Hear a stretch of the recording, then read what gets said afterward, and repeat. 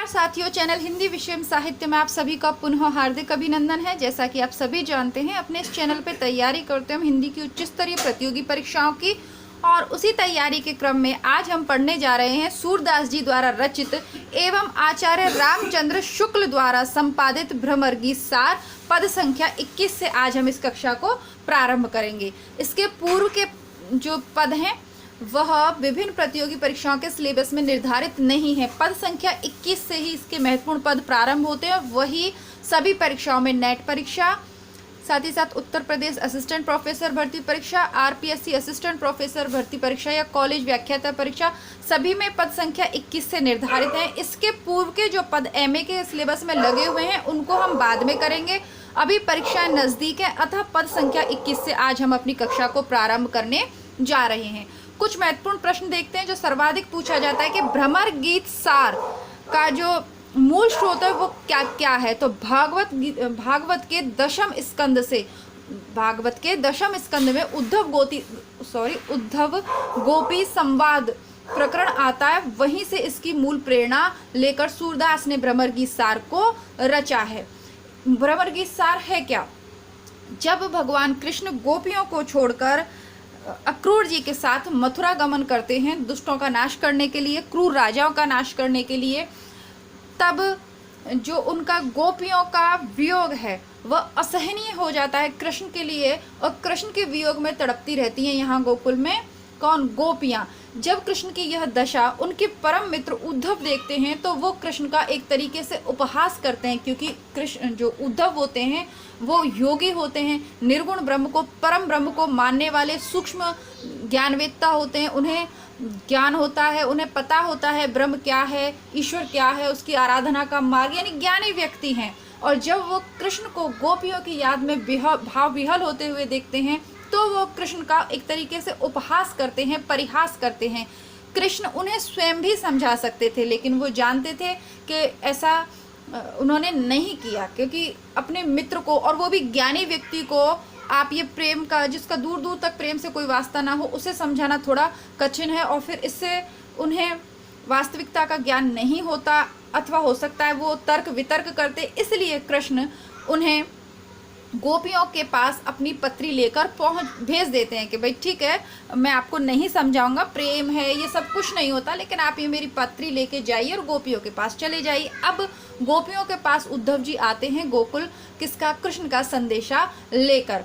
अपने ज्ञान वैराग्य को, उन्हें अपने ज्ञान भक्ति पर, अपने वैराग्य पर बड़ा ही अभिमान होता है, तो वो गोपियों के पास आते हैं उन्हें क्या? निर्गुण का पाठ पढ़ाने के लिए, उन्हें परम तत्व का ज्ञान कराने के लिए। लेकिन जो गोपियां हैं विभिन्न तर्कों के माध्यम से उद्धव को निरुत्तर कर देती हैं। वो तर्क क्या हैं? उन सभी का वर्णन भ्रमर गीत सार के अंतर्गत हम पढ़ते हैं। दूसरी चीज़ के पहले जो पर पुरुष होते थे, पराये पुरुष होते थे, अपने पति के अलावा या अपने प्रेमी के अलावा, उनसे स्पष्ट बात नहीं की जाती, मतलब डायरेक्ट बात नहीं की जा सकती। तो जब उनसे मिलने आते हैं उद्धव, तो गोपियाँ वहाँ एक भौरे को, जो भ्रमर होता है, भौरा फूलों का जो रसपान करता है, उसको आधार बनाकर किससे? उद्धव से वार्तालाप करती हैं। इसीलिए इसका नाम है भ्रमर गीत सार। कहीं वो इसको अली कहती हैं। देखिए, आली मीन्स होता है सखी और अली मीन्स होता है भ्रमर। तो कहीं वो अली कहेंगी, कहीं मधुकर कहेंगी, कहीं मधुप कहेंगी, कहीं भौरा कहेंगी। तो सबका जो तात्पर्य वो उद्धव से ही है। उद्धव को वो भौरे के नाम से, यानी भौरे को वो अब सीधे तो उसको कुछ कह नहीं सकते ना, आज का जैसा जमाना नहीं है कि आपको किसी को कहना है सीधे उसके मुंह पे गाली दे दो, वो वाली बात नहीं थी। उन्होंने तर्क का प्रत्युत्तर देने के लिए उन्होंने भ्रमर को माध्यम बनाया। सारे गीत उसी पर आधारित हैं, इसीलिए इसे भ्रमर गीत सार कहा जाता है। आइए, अब जो पूरा आपका जो परिदृश्य था, जो नए विद्यार्थी थे जिन्हें नहीं पता था क्या, उन सब के समक्ष चीज़ें स्पष्ट हो गई होंगी। अब पद की व्याख्या को प्रारंभ करेंगे, देखते हैं। सभी पद गेय हैं, यानी यदि आप कृष्ण के उपासक हैं तो इन पदों को आप आसानी से भक्ति वंदना में, अपनी नित्य प्रति आराधना में भी गा सकते हैं। अभी भी दियाबत्ती का ही समय है, तो चलिए पढ़ते हैं। शाम के बज रहे हैं लगभग 7। राग केदार में लिखा हुआ यह पद है। गोकुल सबे गोपाल उपासी, जोग अंग साधत जे ऊधो ते सब बसत ईसपुर काशी। गोपियाँ उद्धव को समझाते हुए कहती हैं कि हे उद्धव जी, गोकुल में तो सभी गोपाल अर्थात श्री कृष्ण के ही उपासक हैं या उपासिकाएं हैं। ठीक है। जोग अंग साधत जे उदो, जो योग के विभिन्न अंगों की साधना करते हैं, जो योग के विभिन्न अंगों की साधना करते हैं, नियमों का पालन करते हैं, ते सब बसत ईशपुर काशी, वो सब तो ईशपुर काशी यानी ईश की नगरी, शिव की नगरी काशी में ही निवास करते हैं, यानी उन सबको तो वहां जाकर बस जाना चाहिए जो कि योग साधनाएं करते हैं, क्योंकि योगी परम योगी किसको मानते हैं? शिव को मानते हैं ना। तो वो कहते हैं कि वो सब तो काशी जाकर बस गए, यहाँ गोकुल में तो सभी कृष्ण के उपासक हैं। अब योग अंग, तो योग के अंग कितने हैं? योग के 8 अंग माने जाते हैं। यम, नियम, आसन, प्राणायाम, प्रत्याहार, ध्यान, धारणा और समाधि, इन्हें हम अष्टांग योग के नाम से भी जानते हैं। यदि आप इसकी व्याख्या करने को आए तो आप अष्टांग योग के अंतर्गत आप इसको लिख सकते हैं। आगे बढ़ते हैं। यद्यपि हरि हम तजी अनाथ करी, तदपि रहत चरणन रस राशि। यद्यपि हरि ने अर्थात विष्णु भगवान कृष्ण ने हमको तज कर अनाथ कर दिया है, हम गोकुल वासियों को अनाथ करके वो चले गए हैं। तदपि रहत चरणन रस राशि, फिर भी हम उनके रस से परिपूर्ण चरणों में ही मतलब लगे रहते हैं। हमारा ध्यान, हम कहाँ रहते हैं? हमारा जो ध्यान है वो उनके रस से परिपूर्ण चरणों में ही लगा रहता है। अथवा आप ये भी कर सकेंगे, तदपि रहत चरणन रस राशि, फिर भी हम उनके चरणों के ही रस में लिप्त रहते हैं, उनके प्रेम में हम लिप्त रहते हैं, प्रेम में मग्न रहते हैं, क्योंकि वो ही हमारे नाते, हम उनको अपना सर्वस्व मानते थे, माता पिता, प्रेमी, पति, जो कुछ भी, हम उन्हें सब सर्वस्व अपना मानते थे। अब वो चले गए तो हम कैसे हो गए? अनाथ हो गए। फिर भी हम, भले ही वो हमारे साथ गलत करें, लेकिन हमारा प्रेम एक निष्ठ है उनके प्रति और उन्हीं के रस में हम डूबे रहते हैं। अपनी शीतलता ही न छाड़त, यद्यपि शशि राहु गरासी। यद्यपि शशि में मतलब होता है चंद्रमा, राहु भी एक ग्रह होता है, कि राहु के द्वारा ग्रसित होने पर भी चंद्रमा अपनी शीतलता को कभी नहीं छोड़ता। चंद्रमा अपनी शीतलता को कभी नहीं छोड़ता, चाहे उसे राहु ग्रस्त कर ले। उसी प्रकार भले ही वो हमें अनाथ करके चले गए, लेकिन हमारा एक निष्ठ प्रेम है कृष्ण के प्रति, हम उसे नहीं छोड़ेंगे। अर्थात कृष्ण को छोड़कर किसी अन्य का भजन हम नहीं करेंगे, सीधा सा अर्थ है। तो यहाँ पर उदाहरण है, शशि राहु को ग्रसित कर लेता, राहु शशि को ग्रसित कर लेता है, तो उदाहरण अलंकार है इस पंक्ति में। आगे देखते हैं। का अपराध जोग लिख पठबत प्रेम भजन तज करिय उदासी। तो बोलते हैं कि हमसे ऐसा क्या अपराध हो गया कि कृष्ण ने ये योग की जो पत्री है वो लिखकर हमारे लिए भेजती है। प्रेम भजन तज करिय उदासी, वो हमें प्रेम के भजन गाने को छोड़कर उदासी उन्होंने हमको उदास कर दिया। यानी जो हम उत्साह में उनके प्रेम के भजन गाते हैं, उनके प्रेम की बातें करते हैं, उन्हें स्मरण करते हैं, सबको छोड़कर वो हमें उदास करना चाहते हैं। ऐसा हमसे क्या अपराध हो गया जो उन्होंने ये योग की पत्री लिखकर हमारे पास भेज दी है, और जो हमें पढ़ाना चाहते हैं, पठवत, वो हमें पढ़ाना चाहते हैं। क्यों पढ़ाना चाहते हैं भाई? हम तो उनके प्रेम में मग्न हैं, हमें कुछ चाहिए ही नहीं सिवाय कृष्ण के, तो फिर ये योग वो की पत्री वो हमें क्यों भेजते हैं? ये हमसे ऐसा क्या अपराध हो गया? सूरदास ऐसी को विरहन मांगती मुक्त तजह गुण राशि। सूरदास जी कहते हैं कि ऐसी कौन विरहन है, ऐसी कृष्ण की कौन सी ऐसी विरहन है जो उन्हें छोड़कर किसी मुक्ति की चाह करेगी। क्योंकि उद्धव क्या कहते हैं? उद्धव कहते हैं कि ये पागलों की तरह पूरे दिन कृष्ण कृष्ण करने से, या मेरा कृष्ण ऐसा, पागलों की तरह बन बन भटकने से, सारे दिन उसके लिए गाने से, नाचने से, उससे कुछ नहीं होगा, तुम्हें उससे मुक्ति नहीं मिलेगी। मुक्ति तो परम ब्रह्म की आराधना से मिलेगी। तो गोपियां उसको तर्क देते हुए कहते हैं कि ऐसे कृष्ण को छोड़कर ऐसी कौन सी विरहन है जो उस मुक्ति की कामना करेगी। दूसरा इसमें श्लेष अलंकार है, एक अर्थ इसका यह भी आप कर सकते हैं, बिरहन मांगती मुक्ति तजय गुण राशि। ऐसी कौन है जो हीरे मोती गुण राशि, जो राशि होते हैं, राशि के खूब सारे अच्छे अच्छे जो आपके जो महंगे वाले ये जो स्टोन्स होते हैं, इनको छोड़कर आपके ये जो हीरा मोती पुखराज नीलम पन्ना रूबी, इनको छोड़कर ऐसी कौन सी गोपी जो मुक्ति मांगत मुक्ति, जो मोतियों को मांगेगी। यानी मोतियों की तो कुछ भी उनके आगे वैल्यू नहीं है ना, मोती तो बहुत कम कीमत का है। अगर अमूल्य आपको गुणों की राशि वो रत्न मिल जाए तो उन्हें छोड़कर मोती कौन लेगा। एक तरफ मोती रखें थाल में भरे, एक तरफ अमूल्य रत्न रखे हो, कोहिनूर के हीरे रखा हुआ, तो आप निश्चित तौर पे उसको लोगे, उन मोतियों को नहीं लोगे। एक अर्थ ये होगा। श्लेष अलंकार है, तो श्लेष के द्वारा इसका अर्थ आप ये भी कर सकते हैं। यदि विशेष में लिखना हो तो दोनों अर्थ करें कि ऐसी कोई भी बिरहन नहीं है जो कृष्ण को छोड़कर मुक्ति मांगेगी, अथवा ऐसा कोई भी नहीं है जो गुणों को, जो बहुमूल्य रत्नों को छोड़कर मोतियों को ग्रहण करेगा। कुल मिला के यहाँ पर निर्गुण के ऊपर सगुण की विजय को प्रतिपादित किया है सूरदास जी ने। किसके माध्यम से? गोपियों के माध्यम से। प्रेम भक्ति को परम ज्ञान से ज्यादा उपयुक्त बताया गया है, ज्यादा अधिक महत्वता दी गई है। ब्रज भाषा का प्रयोग किया गया है, वियोग श्रृंगार है, ये सारी चीजें विशेष में आप लिख सकते हैं। आशा करती हूँ समझ में आया होगा। आगे बढ़ते हैं 22वें नंबर पद की तरफ। चलिए, ये राग धनाश्री में लिखा हुआ पद है, और जो धनाश्री राग में लिखे हुए पद हैं वो बहुत ही ज्यादा गेय हैं, गा सकते हैं आप उनको। जीवन मुँह चाही को नी को, दरस परस दिन रात करते हैं कान प्यारे पी को। तो वो कहती हैं, इसको देखते हैं पीछे भी कुछ लाइन है इसके या नहीं, एक सेकंड। चलिए, पीछे नहीं है, बस इतना ही है ये। तो यहाँ पर वो जैसे कि बहुत सारी वो सुनती रहती थी तो कुब्जा पर व्यंग करती रहती हैं कि जीवन मुँह चाही को नी को, दरस परस दिन रात करत है कान प्यारे पी को। तो वो कहती हैं कि वो उस कुब्जा का ही जीवन भर अच्छा है हमसे, तो कुब्जा का ही जीवन अच्छा। उसका यहाँ पे नाम नहीं लेती हैं।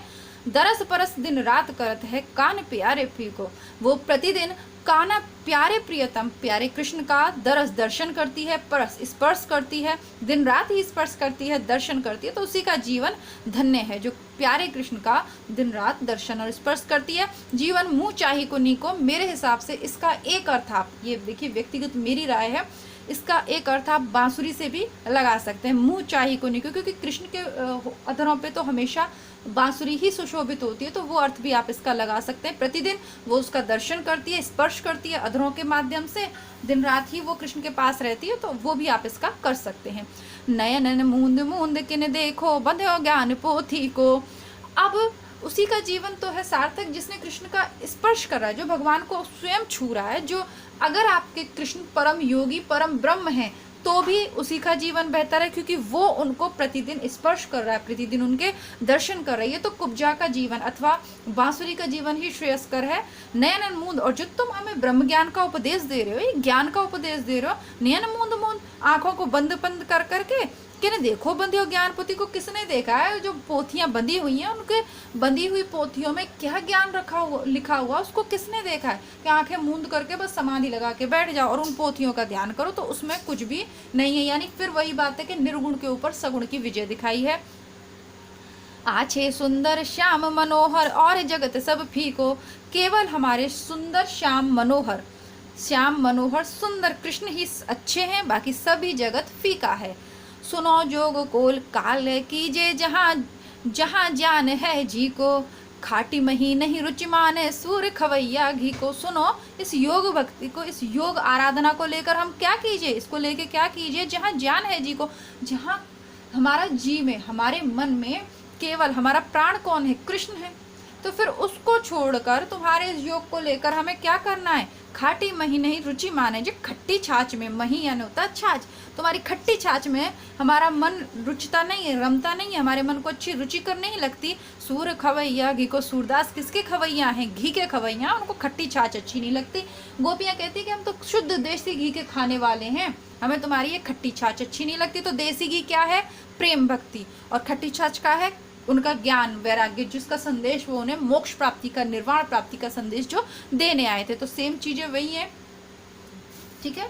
निर्गुण पर सगुण की विजय को प्रतिपादित किया है, और यह पंक्ति बार बार परीक्षा में पूछी जाती है, इसलिए मैंने इसको अंडरलाइन कर दिया। आप भी ध्यान से देखिए।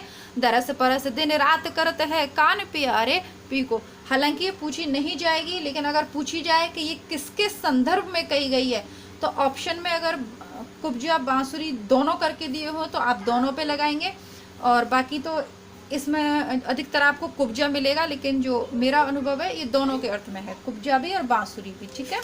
आगे बढ़ते हैं। अब तिरस्कृत वाच्य ध्वनि है, ये सारी चीज़ें हैं, पर अभी इतनी कोई बड़ी। और ये वाला जो राग काफ़ी में लिखा हुआ पद है, ये काफ़ी बार पूछा गया है, इम्पोर्टेंट भी है, इसे देखते हैं। बहुत ही सुंदर है ये। जो जरूरी है वहाँ मैं आपको अर्थ बता रही हूँ शब्दों के, बाकी ब्रज भाषा है, सरल शब्दावली है, तो सभी के अर्थ आपको आते होंगे। जहाँ आवश्यक है वहाँ मैं आपको बताती जाती हूँ, ठीक है। आयो घोष बड़ो व्यापारी, तो उद्धव को गोपियां लक्ष्य करके कहती हैं कि घोष यानी गोकुल, गोकुल का एक गांव था, अहीरों का गांव है ना गोकुल। आयो घोष बड़ो व्यापारी, लाद खेप गुण ज्ञान जोग की ब्रज में आनी उतारी, के बड़ा चतुर, आज तो एक बड़ा चतुर व्यापारी हमारे गोकुल में आ गया। उद्धव को ही वो कह रही हैं, लादी खेप ज्ञान जोग की ब्रज में आन उतारी, अपनी बड़ी भारी गठरी ज्ञान जोग की बड़ी भारी खेप लाद कर लाया है और यहाँ ब्रज में आके उतार दिए, बड़ी मेहनत करके लाया है बेचारा। एक्चुअली से उसको व्यंग्य कर रही हैं कि वहां से इतनी ज्ञान योग की बातें सब इकट्ठी करके पूरी की पूरी खेप तैयार करके यहाँ ब्रज में लाके हमारे उतार दी है, और जो कि हमारे किसी काम की भी नहीं है। आगे गोपियां कहती हैं, फाटक देकर हाटक मांगे भोरे निपट सुधारी, के बड़ा ही भोला है ना, भोरे निपट सुधारी। हाटक होता है स्वर्ण, सोना, हाटक मीन्स सोना या स्वर्ण, फाटक मतलब फटकन, जो उसका जो होता है ना बाकी का जो छिलका छिलका, हाटक मांगत, फाटक देकर, यानी जो फटकन के बदले हमसे सोना मांगता है। भोरे निपट सुधारी, ऐसा भी भोला यहाँ पर कौन है, इतना भोला कौन है ब्रज में जो तुम्हें सोने के बदले में क्या दे देगा, मतलब फटकन के बदले में तुम्हें सोना दे देगा। इतना भी कोई भोला निपट भोला यहाँ पर कोई नहीं है। दुरहीते हैं खोटो खायो है, लय फिरत सिर भारी, तुमने तो प्रारंभ से ही खोटा खाया, यानी तुम तो खोटे हो, तुम्हारे तो मतलब शुरू से ही तुमने ऐसा सीखा है। लिए फिरत सिर भारी, और उस पर भी इस भारी अपने ज्ञान की गठरी, इतनी भारी गठरी को लिए लिए घूम रहे हो। इनके कहे कौन ढहकावे, ऐसे कौन अजानी, और तुम्हारे कहने से कोई बहक जाए या तुम्हारे कहने से कोई ठगा जाए, ऐसा कौन अजानी, ऐसा इस गोकुल में कोई भी अज्ञानी नहीं है। अपनो दूध छाड़ को पीवे खार कूप को पानी, कौन ऐसा है जो अपने मीठे दूध को छोड़कर, यानी हमारे पास तो गैयाओं का शुद्ध दूध है, उसे छोड़कर कौन है जो तुम्हारे खारे कुएं का पानी पिएगा। तो मीठा दूध किसको माना गया है, प्रेम भक्ति को, और खारे कुएं का पानी माना गया है निर्गुण परम ब्रह्म वाली जो भक्ति है, उद्धव वाली जो भक्ति है उसको। ऊधो जाहु सवार यहाँ ते बेग गहुरु जन लावो, मुंह मांगे पे सूरज प्रभु साहु आन दिखावो। तो हे उद्धव, तुम जल्दी से यहाँ से चले जाओ, बेगी सवार यहाँ से, ये सब कुछ अपना सवारो, उठाओ और जल्दी से यहाँ से चले जाओ। गहरो जीन लावो, मुंह मांगे पे हो सूरज प्रभु, और तुम्हें मुंह मांगा हम जो है इनाम देंगे। साहू आनी दिखाओ, जो हमारे साहब जी हैं, जो हमारे साहूकार हैं ना, जो हमारे कृष्ण भगवान हैं, उनको अगर तुम हमें दिखाओगे तो फिर तुम्हें हम मुंह मांगा इनाम देंगे। जल्दी से, भाई हमें ये सब चीज़ नहीं चाहिए तुम्हारी, लेकिन अगर तुम हमारे साहूकार जो हमारे कृष्ण कन्हैया हैं, तो उनका आप हमें दर्शन करवाओगे तो फिर हम तुम्हें तुम्हारा मुंह मांगा इनाम दे देंगे। तो आशा करते हैं आपको अच्छा लगा होगा। वही सब चीज़ें हैं, और ये वाला जो पंक्ति है, अपनो दूध छाड़ को पीवे खार कूप को पानी, अन्योक्ति है, ठीक है, उसके माध्यम से समझाया गया है। ज्ञान योग का खंडन किया गया है, ब्रजभाषा है, वियोग श्रृंगार है, सारी चीज़ें लगभग वही हैं। राग काफी में गाया हुआ यह पद है। 24वें नंबर का आपका पद देखते हैं अब। एक सेकंड आप रुकिएगा।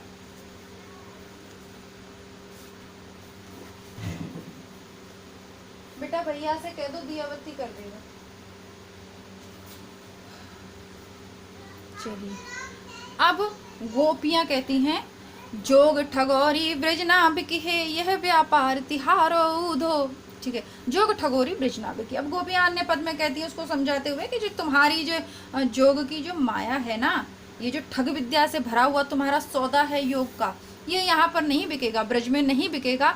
यह व्यापार तिहारो उधो ऐसो फिर ये जाइए, तुम्हारा ये जो व्यापार है ना, ये जो तुम ले आए हो ठग विद्या से भरा हुआ सौदा, हमें ठगने चले आए हो, ये यहाँ पर नहीं चलेगा, ऐसे ही फिर जाइए, ऐसे ही वापस चला जाएगा। जा पहले आए हो मधुकर ताके और न समझिए। और ये तो इतनी अनीति की बात है, इतना गलत है कि जा पे ते ले आए हो, जिस पे से तुम ये पत्तियाँ पढ़वा कर ले आए हो ना, जिस पे से पत्री जो तुम लिखवा कर ले आए हो, उसके भी उर न समाइए, उसके मन में भी यह नहीं समाएगा, यानी वो भी अपने मन में इसको नहीं मानेगा, सही है ना। कृष्ण भी तो देखिए कितने बड़े योगी थे, लेकिन फिर भी उन्होंने गोपियों के प्रेम को समझा, उन्हें वो महत्व दिया। छोटी सी अहीर की बालिका है ना, तो उस समय उनकी कोई वैल्यू नहीं थी, लेकिन कृष्ण ने, जब उन्होंने कृष्ण से प्रेम किया तो वो इतिहास में अमर हो गई, ठीक है। तो किसको महत्व दिया कृष्ण ने भी? ज्ञान वैराग्य की जगह प्रेम को। तो वो कहती हैं जा पे ले आए हो मधुकर, मधुकर वही भ्रमर अर्थात उद्धव, ताकि उर न समय, ये तो उसके उर में हृदय में भी नहीं समाएगा।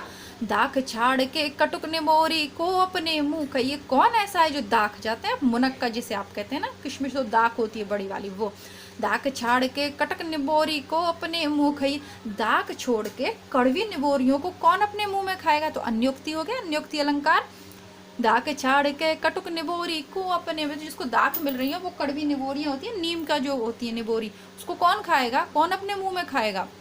मूरी के पातन के कहना को मुक्ताहल दीजिए। और कौन ऐसा बेवकूफ है जो मूरी के पत्तों के बदले मुक्ताहल मोती तुम्हें दे दे? तुम जो अपना ज्ञान वैराग्य हमें सिखाने आए हो ना, मुक्ति की बात जो हमें तुम कहने आए हो, मोक्ष प्राप्ति की बात कर रहे हो, ये सब कैसी है? मूली के पत्ते हैं। और हम ऐसे भी नहीं है जो इसके ऊपर कृष्ण का प्रेम हम तुम्हें दे दें, ऐसे भी नहीं है हम कि उसको छोड़ दें, मतलब तुम्हें देने इस तात्पर्य छोड़ दें इसके बदले में, मतलब कहने का मतलब तुम्हारे ये जो ज्ञान वैराग्य है ना, ये सब मूली का पत्ता है, और हमारे कृष्ण कैसे हैं? मोती। हमारा कृष्ण प्रेम कैसा है? मोती जैसा। सूरदास प्रभु गुण ही छाड़ के को निर्गुणे ने वहिए। हे सूरदास जी कहते हैं कि ऐसे गुण से भरे हुए, गुणों से भरे हुए प्रभु को छोड़कर कौन तुम्हारे निर्गुण का निवाह करे? वो भी ऐसा मूली के पत्तों जैसा, कड़वी निबोड़ी जैसा, कड़वी निबोरी जैसे, ऐसे तुम्हारे निर्गुण को भला कैसे कोई निभा देगा? ठीक है, तो अपने को कृष्ण अपने प्रेम को कैसा माना है? मूल्यवान, है ना, मूल्यवान और मतलब अधिक मीठा, सरल माना है। और उसको कैसा माना है? सारहीन, तुच्छ और कटु माना है ज्ञान वैराग्य को। ठीक है, ये पद है। आगे देखते हैं, ये वाला जो आपका 25वें नंबर का पद है, ये राग नट में लिखा हुआ है। ठीक है, काफ़ी अच्छे हैं। अगर इनको देखिए, अभी तो थोड़ा सा समय की कमी है, इसलिए बाकी इनको गाकर अच्छे से समझा जा सकता है। तो आज मैंने बेटे से कहा, मैंने कहा आप दिया बत्ती करिए, क्योंकि यही थोड़ा सा समय था मेरे पास जो मैं बना सकती हूँ, क्योंकि घर में थोड़ा सा काम चल रहा है, तो दिन में आवाज़ें आती रहती हैं, बाकी जो हथौड़ी छेनी वगैरह चलती रहती हैं, तो फिर नहीं वीडियो बन पाता, और नाइट में फिर लाइट की भी दिक्कत हो जाती है, तो इसलिए मैंने सोचा कि अभी बना देते हैं। चलिए, आए जोग सिखावन पांडे। अब वो उसको कहती है कि ये जो पंडित जी है ना, उसको एक तरह से व्यंग करते हुए कहती है कि पंडित जी अपनी सखियों को संबोधित करते हुए गोपी कहती है कि जो पंडित जी है ना, ये हमें जोग सिखाने आए हैं और बहुत दूर से आए हैं। परमारथी पुराण निलादे जो बंजारे ठाणे, और बड़े ही परमार्थी हैं, अर्थात इन्हें तो किसी ने बुलाया नहीं, जबरदस्ती ज्ञान बांटने आ गए। परमारथी पुराण निलादे, और बड़ी बड़ी पोतियों को और पुराणों को लाद कर आ गए। जो बंजारे ठाड़े, जो बंजारे होते हैं ना अपना सौदा लेके इधर उधर बेचते फिरते हैं, तो उन्हीं बंजारों की तरह ये घूमते घामते अपना सामान बेचने के लिए यहाँ आ गए हैं, और बड़े ही परमार्थी हैं कि पुराणों को अपने ऊपर लाद के आए हैं, है ना। जो ज्ञान है, जो सब पुराणों में कही हुई बातें हैं, उन्हीं को तो मानते थे उद्धव जी। तो वो उनको संबोधित करते हुए, लक्ष्य करते हुए और अपनी सखी को संबोधित करते हुए गोपी यह कह रही है, हमारी गति पति कमल नयन की जोग सिखे तेरा ने। तो हमारी जो गति है, हमारी जो गति होती है, वो तो पति कमल नयनों के माध्यम से होनी है कि जोग सिखे तेरा ने। हम कोई विधवा है, ये जो वर्ड है, ये विधवाओं के लिए प्रयुक्त होता है देशी भाषा में। मैं इसको बोल के नहीं सुनाऊंगी क्योंकि मुझे सही नहीं लगता। तो वो हम कौन सी विधवाएं जो योग की बातें सीखे। देखिए, पहले विधवाओं के लिए नियम अलग थे, तो उनको योग की, संयम की शिक्षा दी जाती थी। संयम को धारण करने के लिए बहुत सारे उनके लिए थे, जैसे खट्टी चीज़ें नहीं खाना है और तुम्हें ध्यान लगाना है, मतलब काफ़ी सारे थे। तो उसी में कहते हैं हम कोई विधवा थोड़ी ना है जो रसहीन जीवन जिए और योग की बातें करें। भाई, हम तो अपने कृष्ण की प्रियतमा हैं, उनकी पत्नियां हैं, तो हमारी गति तो कमल नयन के साथ होगी, और वो वहाँ पे हैं, हम उनसे प्रेम करते हैं, तो हम क्यों तुम्हारी ये फालतू की जोग वोग की बातें सीखें। कहो मधुप कैसे समाएंगे एक मयान दो खांडे। हे मधुप, हे उद्धव, अब तुम बताओ, हे भौरे, अब तुम बताओ, एक मयान में दो विपरीत तलवारें कैसे समाएंगी। यानी कि हमारे दिल में तो कृष्ण के प्रति एकनिष्ठ प्रेम है, और उसके साथ ही तुम्हारा निर्गुण नहीं रह सकता ना। ये विपरीत बातें हो गई, तो एक म्यान में दो तलवारें नहीं रह सकती। कहूँ षटपद कैसे खाया तुम्हें हाथ के संग गांडे। हे षटपद, छह पद पर किसके होते हैं? भौरे के। तो वो कहती है, हे भौरे, बताओ क्या हाथियों के संग तुम गन्ने खा सकते हैं? बेटू, अभी थोड़ी देर में देते हैं, अभी है नहीं, अभी देते हैं ना, ये कंप्लीट कर लूँ मैं। फिर दूंगी, ठीक है बेटू। तब तक आप टीवी देख लो, है ना, मुझे बताना कौन सी कहानी देखी, ठीक है। प्यारी बेटी है, जाओ। हाँ, तो वो कहती है कि हे षटपद, हे भ्रमर, बताओ कि हाथियों के संग गन्ने खाने में समर्थ कैसे हो सकते हैं, क्योंकि हाथी तो एक ही साथ बहुत सारे गन्ने खा जाएंगे, मनुष्य तो नहीं खा सकता। हालांकि बहुत ज्यादा तुक से वाली चीज नहीं है, बट ठीक है, आगे बढ़ते हैं। काकी भूख गई बयारी भके बिना दूध घृत मांडे। किसकी भूख गई है? केवल हवा का पान करने से। भला बयारी यानी हवा का पान करने से कभी किसी की भूख मिटी है क्या? बिना दूध घृत मांडे, बिना दूध घी और रोटी खाए केवल हवा खाने से किसी की भूख मिटी है क्या? अर्थात नहीं मिटी ना। तो प्रेम कैसा है, जीवन में प्रेम कैसा है? दूध घी और रोटी के समान जरूरी है। और ये जो निर्गुण है ये खाली बिहार के समान है, क्योंकि ये लोग जो प्राणायाम वगैरह करते थे, षष्टांग योग करते थे, ये तो केवल उसी के सहारे रहते थे। लेकिन अपना जो भाई गृहस्थ जीवन में अगर हम भक्ति कर रहे हैं तो हमारे लिए तो उस दूध घी और रोटी के समान ही प्रेम हो सकता है। देखिए भैया, भूखे पेट भजन ना होए, गोपाला वाली कहावत है, और सीधी सादी गांव की गोपियां हैं, ठीक है ना। तो अब भैया उनके लिए तो दूध घी और रोटी यही उनका जीवन था, गैयाएं, और ये अब कोई जॉब वॉब या इस तरीके का माहौल तो था ही नहीं। तो उनके लिए जो सबसे ज़रूरी चीज़ थी, जो सबसे महत्वपूर्ण चीज़ थी, उन्होंने उससे उसकी तुलना कर दी प्रेम की, ठीक है। उनके लिए तो वही था उस समय, जिसके पास जितनी गाय होती थी वो उतना ही महत्वशाली और बड़ा माना जाता था। खैर आगे बढ़ते हैं। काहे को झाला ले मिलवत कौन चोर तुम डांडे। तुम क्यों हमें बार बार इस तरीके की बातें बता रहे हो, बातें बना बना के बता रहे हो, झाला ले मिलो, क्यों तुम हमें बार बार इशारे से ये समझा रहे हो, या क्यों तुम हमें ऐसे वो कर रहे हो? काहे को झाला ले मिलवत कौन चोर तुम डांडे। हम क्या कोई चोर हैं जो तुम डंडा लेकर हमारी डांट लगा रहे हो, या तुम हमें दंडित करने आ गए हो, ठीक है। सूरदास तीनों नहीं उपजत धनिया धान कुम्हाड़े। सूरदास जी कहते हैं कि एक ही मौसम में धनिया, धान और कुम्हड़े तीनों एक ही मौसम में पैदा नहीं हो सकते। धनिया होता है सर्दियों में, धान होता है बरसात में, और कुम्हड़े होते हैं ग्रीष्म ऋतु में, है ना, बारियों में होते हैं, बारी लगती है उसमें होते हैं, सब्जी की बारी में। तो कहते हैं, सूरदास जी कहते हैं कि तीनों चीज़ें एक ही साथ उपज नहीं सकती, एक ही साथ पैदा नहीं हो सकती। उसी प्रकार हम अगर प्रेम भक्ति कर रहे हैं तो निर्गुण भक्ति हम नहीं कर सकते। हमारी भक्ति सगुण है, कृष्ण के प्रति हम समर्पित हैं।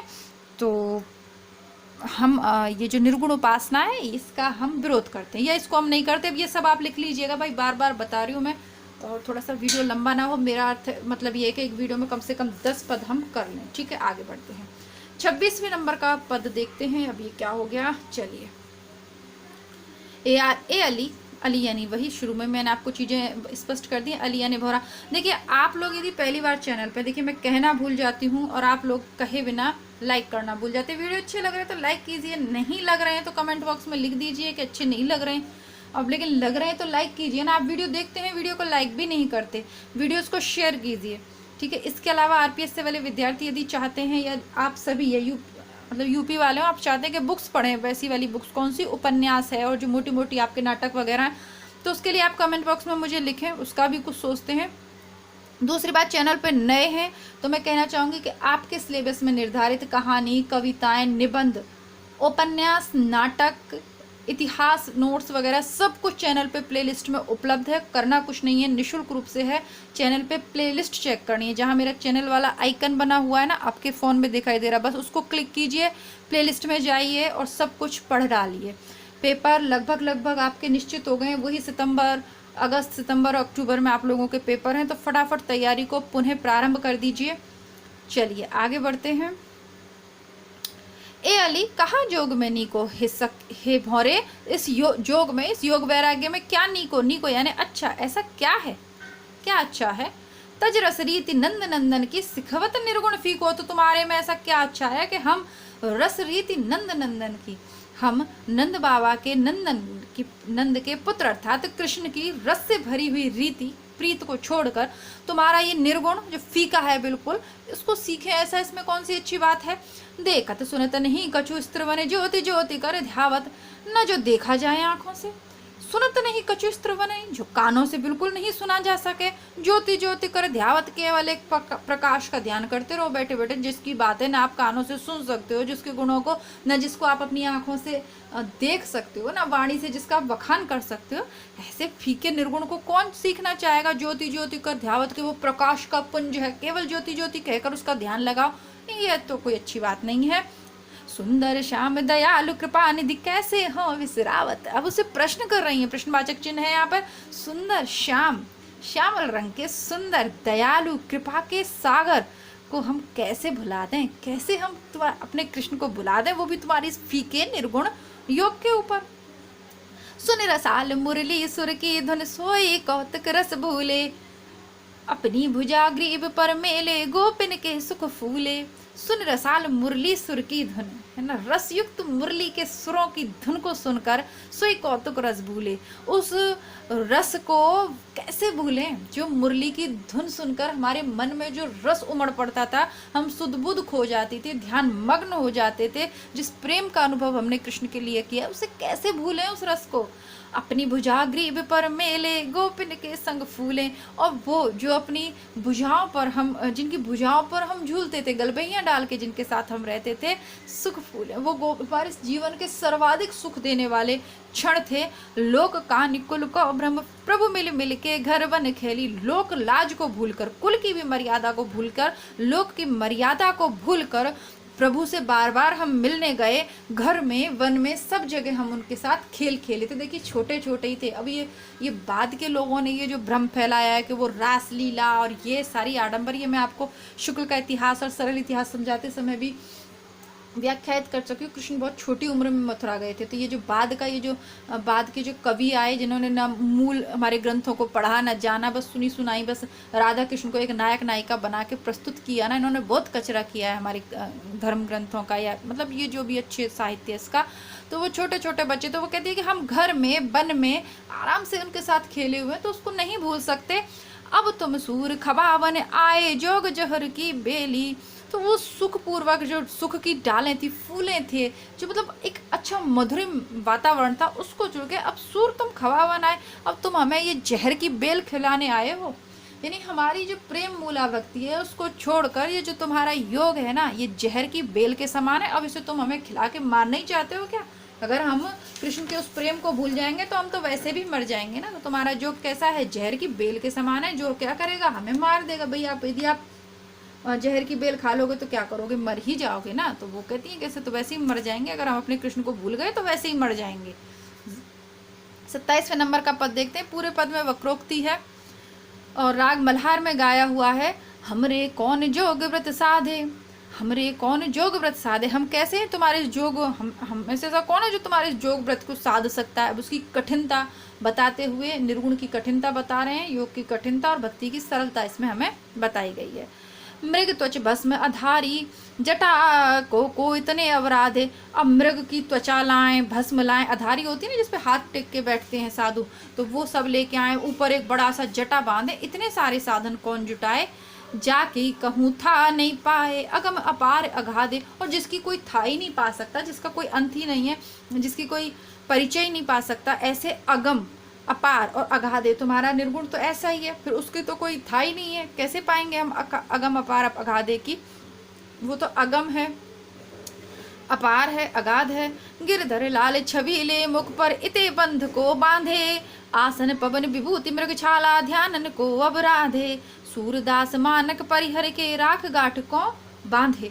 तो वो कहती है कि हमारे छबीले लाल गिरधर लाल को, गिरधर पर्वत को धारण करने वाले लाल छबीले, जिसके मुख पर हम बंधे हुए हैं, उस पर इतने, उस पर तो हम मतलब निछावर हैं, उस पर तो हम बिल्कुल प्रेमासक्त हुए हुए हैं। इतने बंध को बांधे। अब तुम्हारे इतने बंधनों को कौन बांधे? यानी हमारा प्रेम तो बंधन रहित प्रेम है। जब कृष्ण की बांसुरी बजी, उसने हमें पुकारा, तो लोक लाज और कुल की मर्यादा सब छोड़कर हम भाग खड़े हुए। हमने केवल प्रेम किया है, तुम्हारे इतने बंधनों में कौन पड़ेगा, है ना। हम तो केवल याद करते हैं और कृष्ण प्रकट हो जाते हैं, या कृष्ण याद करते तो हम मिलने चले जाते थे। इतने बंधन कौन बांधेगा?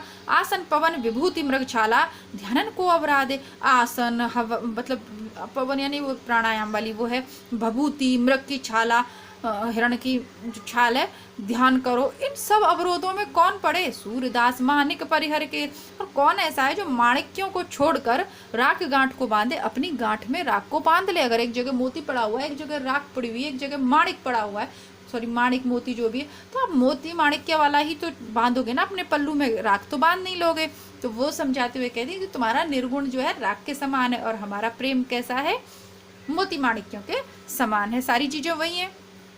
प्रतीकात्मक शैली है, यहाँ पे वियोग श्रृंगार है, ब्रजभाषा है, वो सारी चीज़ें वही हैं, उसमें कुछ अलग नहीं है। अब यहाँ पर वही सारी चीज़ें हैं। साष्टांग योग के कौन कौन से अंग थे मैंने आपको बताया था, पुनः बता देती हूँ। यम, नियम, आसन, प्राणायाम, प्रत्याहार, ध्यान, धारणा, समाधि, ये 8 हैं। तो तुम्हारे इन 8 का पालन नहीं कर सकते भाई, हम सीधे साधी गोपियाँ हैं, और देखी जाए तो गृहस्थों के लिए वो संभव ही नहीं है।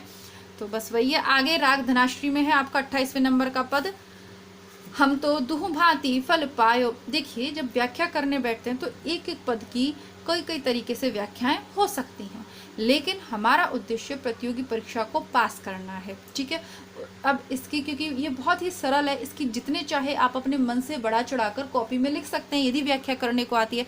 जो मूल अर्थ है, जो सबसे उपयुक्त अर्थ है, वो मैं आपको बताती जा रही हूँ। बाकी आप, अब जब हम एमए कर रहे हैं, असिस्टेंट प्रोफेसर बन, खैर उसमें तो लिखना नहीं है, एमए के स्तर पे इसको लिखना होता है, या अन्य प्रतियोगी परीक्षाएं आपकी स्टेट लेवल की, तो उसमें आप लिख सकते हो, ठीक है। स्वयं भी बना के। आगे देखते हैं, फटाफट चलेंगे, 10 पद एक वीडियो में हमें करने ही है। हम तो दुह भांति फल पायो। गोपियां कहती है कि हमने तो अब दोनों भांतियों से फल को प्राप्त किया। को ब्रजनाथ मिले तो नीको, ना तुरी जग जस गायो। यदि ब्रजनाथ मिल जाते, यदि कृष्ण हमें मिल जाते तो बहुत अच्छा बात है, नहीं तो ना तरु, नहीं तो जग जस गायो, नहीं तो ये संसार हमारी यश गाथा को गाएगा कि हाँ भाई, कोई गोपियां थी जिन्होंने कृष्ण प्रेम किया और वो कृष्ण के प्रेम में आजीवन पागल ही रही, उन्होंने कभी कृष्ण को तजा नहीं। यदि देखिए इतना एकनिष्ठ प्रेम किसी से हो ना, तो फिर उसके लिए दुनिया छोड़ देने में दिक्कत नहीं है। आगे बढ़ते हैं, थोड़ा सा फिर भावुक हो जाएंगे, आगे बढ़ाते हैं प्रसंग को, फिर कभी इस प्रसंग पे बात करेंगे। कहाँ वे गोकुल की गोपी सब वर्णहीन लघु जाति। कहाँ तो वो सब दुनिया कहेगी, कहाँ तो वो गोकुल की गोपियाँ थी जो वर्णहीन, जो निम्न वर्ण की थी, लघु जाति, छोटी जाति की थी, अहिर जाति की थी। कहाँ में कमला के स्वामी संग मिल बैठे एक पातिर। कहाँ, यदि तुम कहते हो कि कृष्ण हमारा प्यारा कान्हा, हमारा कन्हैया नहीं है, वो परम ब्रह्म है, तो फिर तुम सोचो ना, फिर तो दोनों ही तरह से हम अच्छे रहे, मिल गए तो अच्छा और नहीं मिले तो दुनिया हमारा यश गाएगी कि वो जो लघु जाति की, वर्णहीन लघु जाति की स्त्रियां थी, और अगर वो कमला के स्वामी, कहाँ पे, कहाँ वो कमला के स्वामी संग बैठ मिल पाती, उनके साथ हम एक पंक्ति में बैठे हैं, तो भी तो दुनिया हमारा यश गाएगी। अगर कृष्ण नहीं मिले तो क्या हुआ, यश तो गाएगी ना दुनिया कि उन्होंने कितना महत्व दिया, उनके साथ एक पंक्ति में हम बैठ पाए, ये कितनी बड़ी बात है। निगम ध्यान मुनि ज्ञान अगोचर ते भय घोष निवासी। ता ऊपर अब साँच कहो धो मुक्ति कौन की दासी। निगम ध्यान मुनि, यदि वो निगम ध्यान मुनि ज्ञान अगोचर, यदि वो अगोचर हैं, बड़े है ना, नियम ध्यान पालन करने वाले, मुनि ज्ञान, इन सबसे भी युक्त अगर हैं, ते भय घोष निवासी, जो ऐसे जिनका मुनि भी, जिनका ध्यान करते हैं, जो अगोचर हैं, ज्ञान से युक्त हैं, जिनका मुनि भी ध्यान करते हैं, आगम निगम हैं, वो भी कभी गोकुल के निवासी हुए थे। ते भय घोष निवासी, वो भी इस अहिर गांव में रहे थे, हीरो के गांव में रहे थे, गोकुल के निवासी रहे थे। ताऊ पर अब साँच कहो, अब उसके ऊपर सच सच कहो, धो मुक्ति कौन की दासी। ये मुक्ति है, ये किसकी दासी है, कहो ये मुक्ति किसकी दासी। यदि वो ये हैं, यदि एक्चुअल में वो कृष्ण तुम जो कह रहे हो कि वो हैं जिनका मुनि भी ध्यान लगाते हैं, अगम अगोचर हैं, तो फिर मुक्ति किन की दासी है। मुक्ति तो उन्हीं की दासी हुई ना, उन्हीं की दासी हुई मुक्ति। तो फिर हम क्यों भाई उनको छोड़कर उस दासी की आराधना करें, जब हमें कृष्ण मिल रहे हैं और मुक्ति कृष्ण की दासी है, तो हम क्यों दासी की आराधना करें, कृष्ण की ना करें सीधे। जोग कथा पाला गो ऊदो ना करो हूँ बारम्बार। हे ऊदो, अब वो थक जाती हैं तर्क वितर्क करके, हे ऊदो हम तुम्हारे पाला गो, हम तुम्हारे पैर पड़ते हैं, जोग कथा ना कहूँ बारम्बार, भाई योग की कथा हमसे बारम्बार ना कहो। सूर श्याम तजी और भजे जो ताजा, सूर श्याम तजी और भजे जो ताकि जननी छार। जोग कथा पाला गो ऊधो ना कहूँ बारम्बार, सूर शाम तजी और भजे जो ताकि जननी छार। जो सूर शाम को तज कर किसी अन्य का भजन करता, उसकी माता को धिक्कार है। अब ज़्यादा तुम हमसे बार बार ये जोक की बातें मत करो, मैं तुम्हें पैर पड़ते हैं, हमने तुम्हें बहुत समझा दिया। अब अपनी ये ज्ञान की गठरी लेके यहाँ से चले जाओ। जो गोकुल में रहे, ब्रज में रहे और कृष्ण का स्मरण ना करे, कृष्ण को छोड़कर किसी और को भजे, तो उसकी माता को धिक्कार है, बारंबार धिक्कार है। आगे बढ़ते हैं हमारे 29वें नंबर पद की। अगर आपको अच्छा लग रहा हो तो वीडियो को लाइक ज़रूर करिएगा, ठीक है। आप वीडियो को लाइक करने में कंजूसी क्यों करते हो भाई? आपके पैसे लगते नहीं है यार, लाइक करने में क्या जाता है, मेरा उत्साह बढ़ जाता है आगे की वीडियो के लिए। खैर आपकी अपनी वो है, आपको भाई नहीं है लाइक करना तो ना करें, करना हो तो कर दीजिए। जो विद्यार्थी चैनल को लाइक कर रहे हैं, वीडियोस को अपने मित्रों में शेयर कर रहे हैं, हमारे इस परिवार को आगे बढ़ाने में मेरी सहायता कर रहे हैं, उन सभी के लिए हृदय से धन्यवाद। पूर्णता इन नयनन पूरी, पूर्णता इन नयनन न पूरी, तुम जो कहत इस तरह हो, एक सेकंड थोड़ी सी सेटिंग गड़बड़ हो गई। तुम जो कहत इस तरह सुन समुझत, ये या ही दुख मरत बुस, ओहो थोड़ी सी सेटिंग गड़बड़ हो गई, सही करते हैं पहले, है ना, फिर पढ़ते हैं। एक सेकंड रुकिएगा, हाँ अब ठीक है।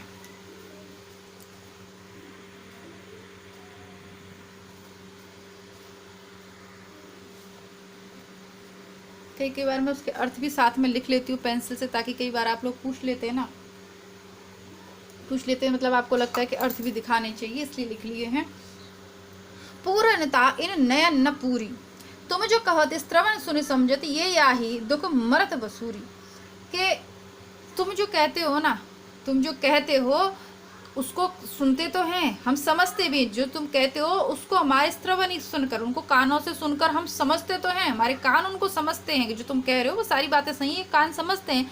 ये या ही दुख मरद बसूरी, पूर्णता इन नयन न पूरी, जो पूर्णता है, जो तुम्हारा पूर्ण ब्रह्म का ज्ञान है, वो इन नयनों में पूर्णतया नहीं समा सकता। ये या ही दुख बसूरी, और ये इसी दुख में बिलक बिलक कर मरी जा रहे हैं मेरी आंखें। जो तुम कह रहे हो वो कान तो समझ रहे हैं कि तुम सही कह रहे हो, लेकिन कहीं उसको मैं मान ना लूँ, कहीं उस बात को मैं मान ना लूँ और कृष्ण को छोड़कर निर्गुण को ना भज लूँ, ये सोच कर ही मेरी आंखें रो रो कर मरी जा रही हैं। हरि अंतर्यामी सब जानत, बुद्धि विचारत वचन समूरी, हरि सबके अंतर मन में रहने वाले हैं, वो सब कुछ जानने वाले हैं। बुद्धि विचारत वचन समूरी, ये तुम्हारे जो वचन हैं बुद्धि से विचार करने पर पूर्ण लगते हैं, समूरी संपूर्ण लगते हैं। जब हम बुद्धि से विचार करते हैं तो हमें पता है कि हरि अंतर्यामी है, सबके घट घट वासी हैं, वो सभी जानते हैं। हमारी बुद्धि से विचार करने पर ये बात हमें पूर्णतः सत्य लगती है।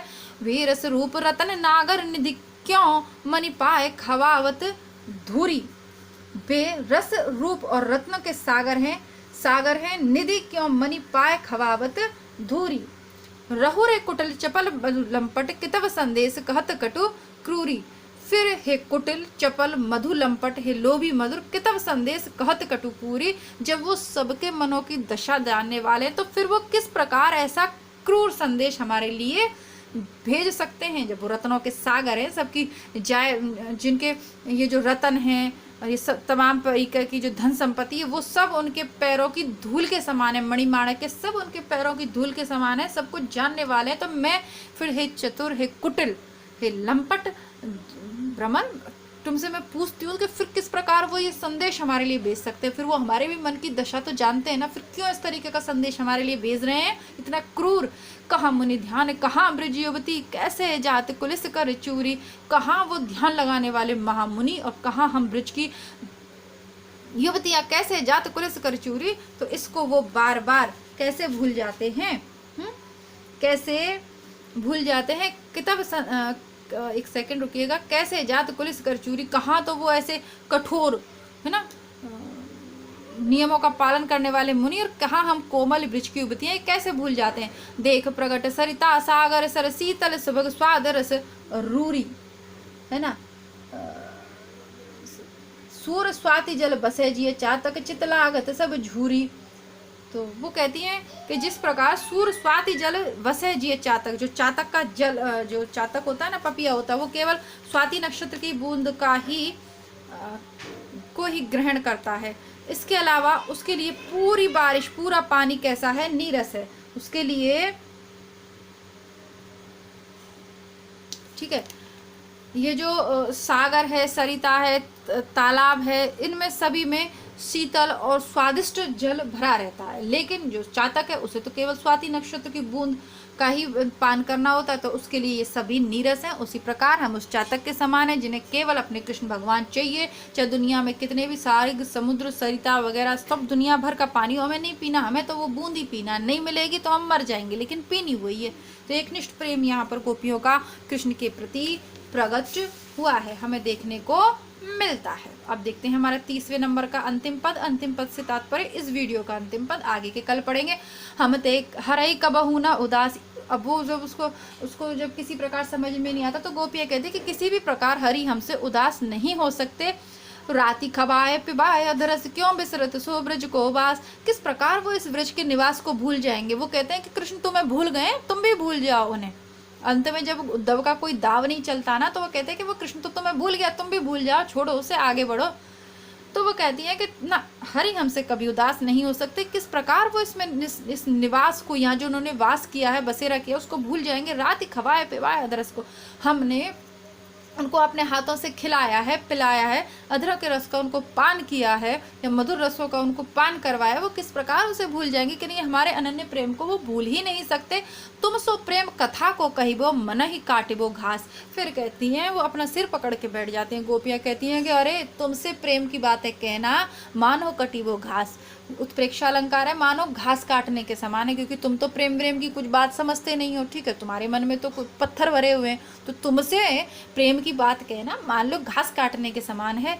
बहिरो तान स्वाद कह जाने गूंगो बातें मिटा। जो बहरा होता है ना, बहरा व्यक्ति, उसको तान होते हैं ना, स्वर जो होते हैं निकलते हैं तंबुरा से, जो विभिन्न वाद्य यंत्रों से जो तान निकलती है, उसका स्वाद कहाँ से जानेगा, उसका रस कैसे ले पाएगा, क्योंकि वो तो बहरा है, उसके कानों में जा ही नहीं रहा।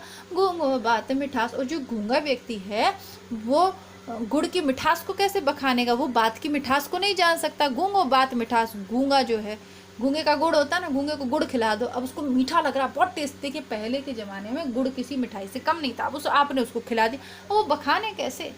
तो गूंगो बात मिठास, जैसे कि गूंगे किसी बात मिठास की बात को नहीं बखान कर सकता। यहाँ पे वक्रोक्ति अलंकार है।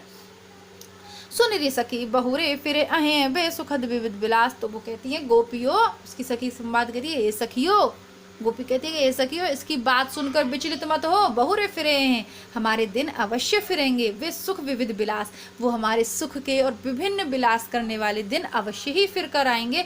सूर्यदास ऊधो अब हमको भयो 13 मास। अब हमको सूर्यदास, अब हमको 13 महीने हो गए, यानी काफ़ी समय हमने व्यतीत कर दिया है उनके बिना, लेकिन हमें फिर भी उम्मीद है, फिर भी आशा है कि हमारे सुख और विविध विलास करने वाले वो दिन अवश्य आएंगे। इसीलिए गोपी अन्य सखियों को समझाती है कि इसकी बात का विश्वास मत करो, जो ये कह रहा है कि कृष्ण तुम्हें भूल गया, तुम भी उसे भूल जाओ और ये करो वो करो, उसने तो तुम्हें पत्र लिख के भेजा है समझाने के लिए, इसकी बातों का कोई विश्वास मत करो, हमारे कृष्ण अवश्य लौट के आएंगे। और यकीन मानिए, जीवन में यदि इतना विश्वास आपसी रिश्तों में हो, इतना अपने प्रेम पर एक निष्ठ विश्वास हो, तो फिर कोई कारण नहीं है, चाहे कोई भी समय हो, चाहे आधुनिक काल हो, चाहे वर्तमान में संबंध हो, अगर संबंधों में इतना विश्वास और एक निष्ठता है तो टूटने का कोई कारण हो ही नहीं सकता। ठीक है, गोपियों ने कृष्ण से प्रेम किया, ठीक है, लेकिन कृष्ण के कारण गोपियों को संसार में अमरता मिली है। छाछ बेचने वाली अहीर की लड़कियाँ, क्या उस समय उनकी बिचारियों की वो थी, लेकिन कृष्ण से प्रेम करके अमर हो गई, क्योंकि उनके प्रेम में एक निष्ठता थी। आज हम सालों बाद उस इतिहास को उसको पढ़ रहे, क्यों? उनकी प्रेम के कारण। ठीक है, तो प्रेम से बड़ा संसार में कुछ नहीं है। तो आप भी प्रेम बांटते चलिए, सुंदर सुंदर पदों को अन्य लोगों तक शेयर ज़रूर कीजिए। हाँ, एज अ यूट्यूबर कहना पड़ता है। ठीक है, बाकी मिलती हूँ कल की कक्षा में, तब तक के लिए नमस्कार, धन्यवाद, जय हिंद।